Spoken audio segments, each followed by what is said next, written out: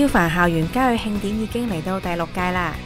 今屆一共嘉許4所超凡學校、8位超凡老師以及16位超凡學生。當日共有百幾位來賓出席，多位學界前輩、校長、老師、同學、親友聚首一堂，一齊嚟為生命慶祝。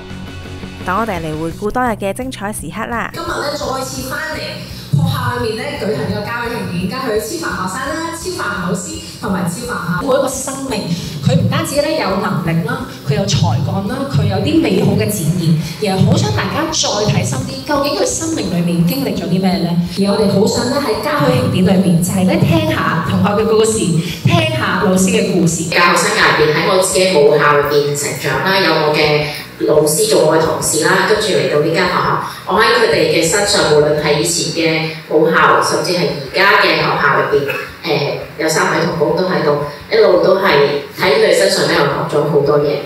好深信我嚟緊都希望可以同啲同學一齊分享，希望佢哋有成長 ，grow G-R-O-W， 亦都希望我哋可以讓佢 glow G-L-O-W， 可以有發光發亮嘅成。多謝晒。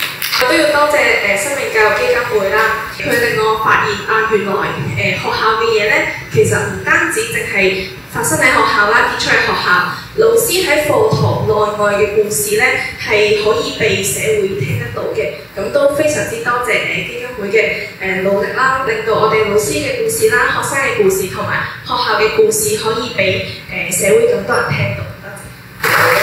無論係我嘅老師、我嘅同學，或者我嘅學生，甚至乎我屋企人，其實每一個都係我嘅老師。每一刻其實我都係仲成長緊，我都仲銳練緊，我都仲想繼續去將我嘅熱誠透過我嘅身教研究咧，我幫我嘅學生，幫我嘅下一代。咁下一個就傳承咗落去啦。我學生變成咗老師啦。咁希望呢一團火都繼續走落去。唔該晒大家。一路去聽老師去分享嘅時候，我哋見到老師去讚過咗佢講嘅嘢，其實佢哋生命裏面承載咗好多故事。可能呢啲故事有時候我哋知道，有時候我哋唔知道，但係每一個學生就係咁樣去經歷咗，因為佢哋呢啲故事而能夠去被孕育。首先好多謝 Miss Wong 師長嘅提名同埋教導啦，多謝你哋成日都肯定我嘅能力，同埋俾咗好多幫助我，令到我有信心去面對唔同嘅挑戰。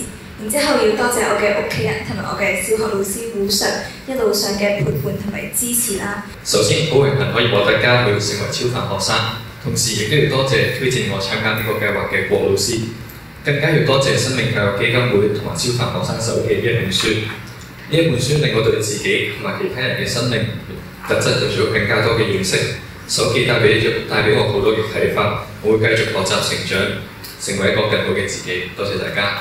我仲記得一開始嚟到香港，前路一片迷茫，而我當時通過學校參加咗女子籃球隊，令我揾到自信同動力。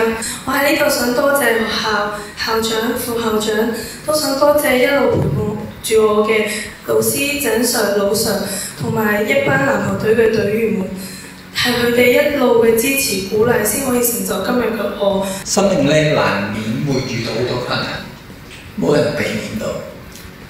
人都有低谷嘅時間，其實資源、才幹、獎項係帶唔到我哋渡過困難。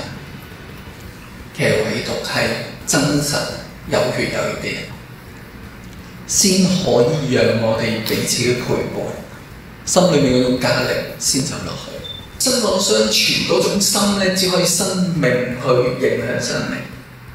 係生命去啟動嘅，如果唔係你接觸過一個生命嗰種嘅真摯，嗰種簡單就係做唔到，因為嗰種知識係只能夠傳遞學習成為咗一種能力，但係嗰種心力一定係要喺心裏邊被孕育咗。嗰種孕育帶來咗一種唔止係 nurture， 而係一個 empower， 恢復嘅身份裏面，佢喺佢自己天地當中去傳遞。時代着緊第4個轉向。去到時代嘅冬天嘅時候，連我哋裏面都有好多嘅掙扎。但係乜嘢可以存留嘅，就係你嗰種嘅真實嘅陪伴，嗰種愛嗰種關係共同，嗰種唔係同行喎，真正嘅就係彼此有血有肉嘅 companionship。老師有經驗喺前頭，帶有一種嘅眼界，嗰種嘅激勵。以致我哋勇於去面對我哋裏面嘅情緒嗰種嘅掙扎、嗰種嘅困難、嗰種挫敗，但係我哋唔放棄。見到個好美麗嘅圖畫咧，好有共鳴啊！我諗起我哋嘅團隊，我哋有一班超凡嘅老師。每一日老師翻嚟時候，其實同你哋一樣，翻嚟嘅時候心力啦、努力啦，努力係講緊 physical 啦，腦筋嘅努力啦，嚇每一日咧喺度陪住學生一路咁樣成長啦，讓佢哋被看見。我真係好感謝咧，係啊基金會咧嚇因為其實咧我係聽完佢哋 present 咧，佢哋翻嚟同我講咧，跟住話我一定要嚟喎。好有心啊！我真係覺得係，因為佢都講咧話我聽你哋唔係一個比賽 judge 出嚟，而係即係 echo 緊我哋做嘅嘢。所以我哋好多謝基金會，因為你哋讓我哋嘅學校教育界亦都被看見同埋被聽見。我未見過 interview 咁用心咁樣聽你故仔。真係好多謝生命教育基金會啦即係都真係每次見到佢哋咧，都好似翻到屋企咁樣嘅好有愛，好有溫暖。咁頭先一路聽方面咁講咧，其實都即係好多困難好多唔容易啊！咁但係咧，我諗其實點解要做咁多嘢咧？點解要做咁多嘢咧？因為嗰條火嗰份愛啊！其實呢個世界咧，有好多人咧都不斷努力付出緊。咁呢份愛，希望即係透過呢啲嘅嘉委互相嘅支持鼓勵咧，可以一路延續落去嘅。多謝各位。